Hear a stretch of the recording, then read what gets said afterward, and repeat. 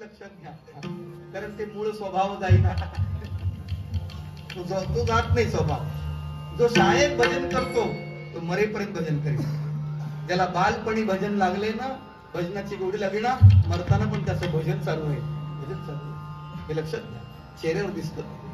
पतिव्रतेचा चेहरा बघा, पवित्र माणसाचा चेहरा बघा, प्रामाणिकपणे काम करणाऱ्याचा चेहरा बघा. एकच उदाहरण सांगतो, थांबतो, लक्षात घ्या. एक मोठी कारची कंपनीने एक नवीन कार लॉन्च करायचं ठरवलं. कारचं अगदी सगळं व्यवस्थित झालं, कार रेडी झाली. पण लॉन्च करत असताना ती बाहेर काढायची तर अशी एक कमान होती.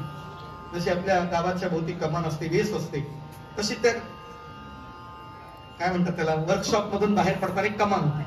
आणि ती कमान थोडीशी खाली होती, थोडी खाली होती. आणि कार काही तिथून जात नव्हती. 2 इंचाचं अंतर पडत होतं, 1-2 इंचाचं अंतर पडत होतं.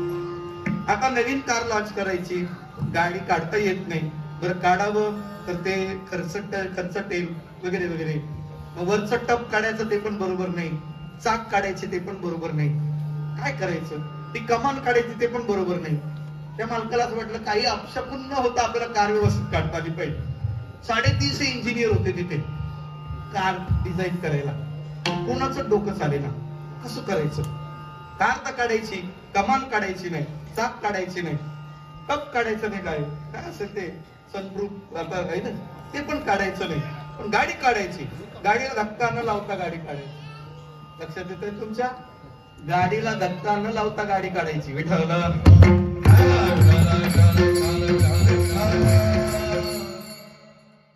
सगळे थकले. तिथे एक सिक्युरिटी वॉचमन होता. त्याने शेठजीकडे जाऊन सांगितलं, मालक तुम्हाला गाडी काढायची आहे, कशाला धक्का लावायचा नाही. माझी एक सूचना आहे, माझा ऐका. गाडी बरोबर बाहेर निघेल, गाडी बरोबर बाहेर निघेल. आता ते जे बाकीचे इंजिनियर होते ते म्हणले, अरे आमचं आयुष्य गेले, 3 वर्ष गाडी मॉडिफाय करायला झाली आम्हाला, तयार करायला, आणि आम्हाला कळत नाही. तू गेट वरचा वॉचमन, तू काय सांगणार आहे? शेठजी म्हणाला, बरं सांग म्हणा, किती वर्ष सर्व्हिस करतोय? ते म्हणजे 40 वर्ष तुमच्या या कंपनीत मी वॉचमन. गाडी काढता येईल तुला? तो म्हणजे काढता येईल. तुला गाडी चालवता येत नाही? म्हणजे मला चालवता येत नाही. चालवणारा फक्त गाडीत बसवा. कमान हलवायची गरज नाही, गाडीचं सनप्रूफ हलवायची गरज नाही, टायर काढायची गरज नाही. फक्त गाडीतली थोडी हवा काढा, थोडी हवा काढा, बरोबर गाडी बाहेर निघेल. विठ्ठल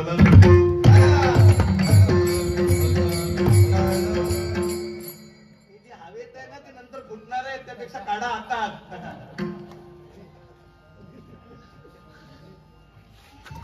त्याने तसंच केलं, हवा काढली, गाडी बाहेर काढली. आणि मालकाला आनंद झाला. ते इंजिनियर अवाक झाले सगळे. अरे बघ, एवढी साधी गोष्ट आपल्याला सुचली नाही. आणि माणूस ज्या गडबडीत असतो, तंद्रीत असतो, त्याला ती गोष्ट सुचत नाही. असंही होतं कधी कधी. आनंदाच्या भरात, दुःखाच्या भरात एक गोष्टी सुचत नाही. त्या मालकाने वॉचमनला आलिंगन दिलं, तुझा पगार वाढवतो, तुला यांच्यात भरती करतो. ते म्हणे नको, माझा मुलगा पण इंजिनियर आहे, एखादी नोकरी त्याला पदरी ठेवा म्हणून. आणि मग त्याच्या मुलाला नोकरी दिली. माझा वाढवायचा विषय नाही, सांगायचं एवढंच आहे की बस अष्टभोग भोगणे माते नाही चाड, भक्ती प्रेम कोड लिहिले गे मागे. भक्तीचा दागिना असला ते अशी हवा आपोआप काढून कधी म्हणून चालता येतं. हवेत राहू नका, थोडी हवा काढून चाला. कोणी काढल्यानंतर वाईट वाटण्यापेक्षा आपणच कमी केलेली बरी. हे कळलं तर बरं होईल. मी एकीने सांगितलं, अगं असं करतेस ना, तो जर त्याच्या रंगात तू रंगले तर त्याला बाजूला काढ. तर तिने उदाहरण दिलं, ते आळंदी पंढरपूरला लाखीच्या बांगड्या मिळतात. लाखाच्या नाही, लाख. ती गरम करतात, पातळ करतात, त्याच्यात रंग टाकतात, आणि रंग टाकला की ती रंग घेते. पुन्हा 1000 वेळा जरी तिला तापवलं तर ती रंग सोडत नाही. तसं माझं झालं. ती सांगते, बाप रखुमा देऊन जीवीचा जिव्हाळा, काही केल्या वेगळा नव्हे गे माये. चिंता करिता हरणी नारायणे, अंग संगे मिनता दोघे जणे. सुखे निर्भर झाले त्याच्या गुणे, सुखे निर्भर झाले त्याच्या गुणी तुका म्हणे खुंटली येणे जाणीव तुका म्हणे खुंटली येणे जाणीव गेले होनी नचले आता काही साध झाली ताजवळी तुझे नाही अंगी जड लागे उरले ते मग काही आता राखता गुमान भले बाई ही गोपिका या अवस्थेत तुकोबरणी हेच वर्णन केलंय ज्ञानोबरणी हेच वर्णन केलंय अशी तिची अवस्था ती अवस्था परमार्थात तुम्हा आम्हाला सगळ्यांना मिळावी अशी ज्ञानोबराय चरणी तुकोबराय चरणी आपापल्या गुरूंच्या चरणी प्रार्थना करा समर्पित व्हा कधीतरी ही अवस्था येईल आणि ज्या दिवशी अवस्था येईल त्या दिवशी तुम्ही म्हणाल श्रीरंगा वाचोनी आणून इने तो श्रीरंग कुठं आहे विठोबार भुवाय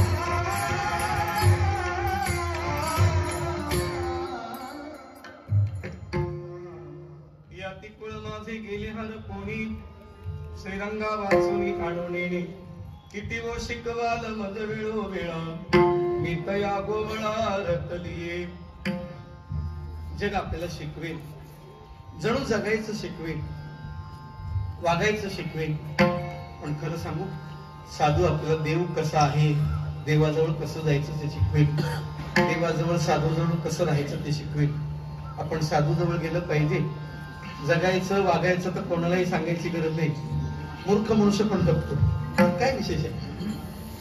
बावळट माणसं पण जगतात. वारकऱ्यांचे पण पोल्ट्री फार्म आहे, काय करता बोला.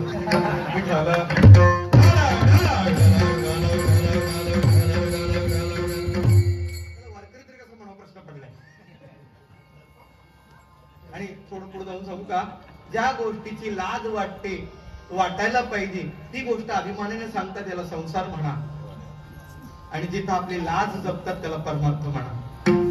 हा सोपा विषय. श्रीरंगा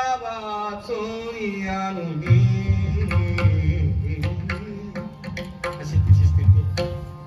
एकच चरित्र पाहूया, थांबूया, तुमचा वेळ जास्त घेत नाही, कारण अगोदरच गावात थोडस दुःख प्रसंग झालाय, आपल्याला थोडा उशीर झालाय, आणि त्यात तुमचा वेळ घेणं मी जास्त बरोबर नाही आणि मलाही जास्त येत नाही. त्यामुळे एखादाच प्रसंग सांगतो. नियम आहे संप्रदायाचा, भगवंताच्या चरित्राचा उच्चार करावा. देवानी गोपिकांना रासक्रीडेच्या माध्यमातून आनंद दिलाय. रासक्रीडेच्या माध्यमातून आनंद देताना महादेवाला पण दिलाय, आणि त्याच महादेवाला भगवंताने विष प्यायला पण बोलवलं होतं. पुतना जेव्हा आली स्तनी विषाचे स्तनी मारू आली, तेव्हा देवानी महादेवाला सांगितलं की तुम्ही विष पिऊन घ्या, मी दही दूध तूप लोणी खायला आलोय, विष प्यायला नाही आलो. महादेव म्हणाले मी विष प्यायला तयार आहे. मागे मी विष प्यायलो होतो समुद्र मंथनाच्या वेळेस, तेव्हा मी PWD ला होतो, जगाच्या कल्याणात. पण आता हे तुमचं प्रायव्हेट काम आहे. आता तेव्हा मला लोक महादेव म्हणले, बरं वाटलं, पुरस्कार दिला, बरं वाटलं, पण आता मला पुरस्कार नको, प्रसाद पाहिजे. पुरस्कार घेऊन जर तुम्ही हॉटेलात गेल तर कोणी चहा देणार नाही, तितकंच खरं आहे, तुम्हाला टेबल पुसावाच लागणार आहे. तर मला रासक्रीडेत प्रवेश द्या. भगवंताने रासक्रीडेत प्रवेश दिला. तसंच गोपाळांसाठी भगवंताने काला केला. काला म्हणजे काय? एक होणं. जीव शिव ऐक्य ब्रह्मज्ञान याला वेदांती काला म्हणतात. देव आणि भक्त एकरूप होण्याला वारकरी काला म्हणतात. हरिनामाचा काला, दहीभाताचा काला, काल्याचे अनेक प्रकार आहेत. वेदाचा काला, अभेदाचा काला नाही करता येत. तुका म्हणे काला कोठे अभेद देखील म्हणजे वेदाचा काला. देव भक्त दोन्ही करिता ती काला. देव काला करत असताना एक प्रसंग सांगतात की देवाचा एक मधुमंगल नावाचा ब्राह्मण भक्त आहे, मित्र आहे, गोपाळ आहे, ब्राह्मणाचं लेकरू आहे. देवाने सांगितलं, मधुमंगल मला दररोज कोणाकडून तरी डबा येतो, उद्या तुझ्या घरून शिदोरी घेऊन ये. असं म्हटलं, त्याला आनंद वाटला. देवाने मला संधी दिली, माझ्या घरून शिदोरी, माझ्या घरचं खाणार आहे. आनंद वाटला. खरं सांगू का, देव ब्राह्मणाच्या मुखाने खातो, अग्नीच्या मुखाने खातो, वारकऱ्याच्या मुखाने खातो, लहान बालकाच्या मुखाने खातो, भाच्याच्या बहिणीच्या मुखाने देव खातो. बाकी कोणाच्याही मुखाने देव खात नाही. आपण फक्त नैवेद्य दाखवतो. आपल्या घरी बहीण जेवली पाहिजे, आपला भाचा जेवला पाहिजे, ब्राह्मण जेवले पाहिजे, वारकरी जेवला पाहिजे, साधू जेवला पाहिजे. पुढे जाऊन सांगू, वर्षभर साडू जेवून जे पुण्य लागणार नाही, ऐकणार, साडू वर्षभर जेवला तरी जे पुण्य मिळणार नाही, ते साधू वर्षातून एक दिवस जेवल्यावर मिळणार.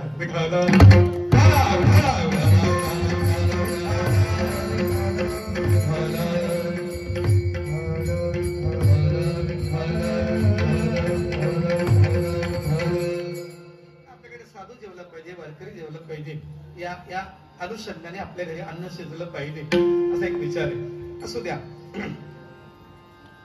मधुमंगल घरी गेला, सांगितलं आई आपल्या घरून कानाने शिदोरी सांगितली. वडील नव्हते, आई एकटीच होती. 4 घरी मूल मजुरी करून घर सांभाळायची, लेकराचा सांभाळ करायची. पण म्हणाले, बाळा आपल्या घरी काय असणार आहे? काही नाही आपल्याकडे, 1 रुपया सुद्धा आपल्याकडे नाहीये. काही विकत आणून करावं म्हटलं तर साधा शिरा पोहे करावे तरी आपल्याकडे ते ऐकत नाही. पण तिने दुसऱ्या दिवशी मग 4 घरून ताक मागून आणलं आणि 4 घरून आणलं, एका घरून नाही आणलं. मग ते ताजं आंबट शिळ असं काहीतरी होतं. ते ताक घेऊन आपल्या बाळाकडे आले, सांगितलं कन्हैयाला घेऊन जा. तो म्हणाला, आई देवाला ताक आवडत नाही, ताक पाहून नाक वाकडं करतो म्हणाले. प्रपंच आणि ताक हे दोन्ही सारखे. प्रपंच ताकाचा घातला सडा. देवाला प्रपंच आवडत नाही. प्रपंचात आहे पण प्रपंच आवडत नाही. तुम्ही तिथं राहा पण ते आवडलं नाही पाहिजे. तुम्ही माणसं मंदिरात राहतात पण देव आवडत नाही, कळलं तर बरोबर. इथं राहिलं पाहिजे. तुम्ही घरी राहा पण देव आवडला पाहिजे. याला ठाईचं बाई सोनी करायचं चित्त म्हणतात, अशी अवस्था आहे.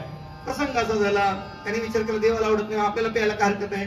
तो पीत पीत पीत पीत निघाला आणि शेवटचा घोट तोंडात होता तो आता गिळणार तेवढं कन्हैया त्याच्या समोर आले. कन्हैयाला पाहिल्यावर एकदम हबकला थबकला. त्याच्या लक्षात आलं आपलं चुकलंय. कन्हैयाने त्याला बनवलं. हा मधुमंगल, मी तुला काल तुझ्या घरून आज शिदोरी माझ्यासाठी सांगितली, तू काय आणलंय? त्यांनी गाडीवर रिकामं दाखवलं. रिकामं झालं. शेवटचा घोट होता. गिळता येत नाही, थुंकता येत नाही. देव म्हणले तुझ्या तोंडात काय ते मला पाहिजे. देव खाली बसले. देवाने तोंड पसरलं. याने आपल्या तोंडातून पिचकारी सारखी धार ताकाची देवाच्या तोंडात मारली. देवाने ते पिऊन घेतलं. आज देवाने ताक पिली नाही, ती प्याली नाही, तर ताकाच्या निमित्ताने त्या मधुमंगल रूपी ब्राह्मणाचा संसारच पिऊन घेतला.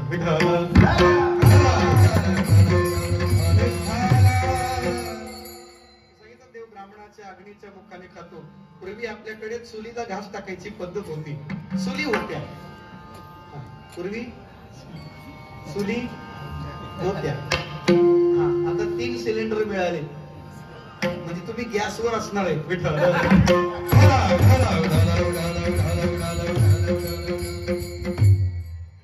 कोणाचंही फुकट घेऊ नका, पाप लागतं ते फेडावं लागतं. भंडाऱ्याच्या पंक्तीत जेवणाऱ्याने सुद्धा आपल्या ताटाचे पैसे पेटीत टाकले पाहिजे.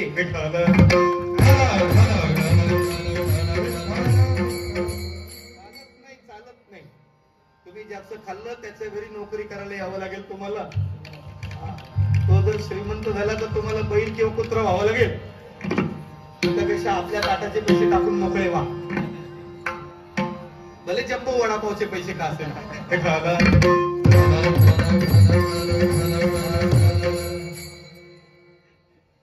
गंमत अशी झाली की ब्रह्मदेवाने ते पाहिलं आणि ब्रह्मदेवाला वाटलं अरे याला कृष्ण देव म्हणायचं.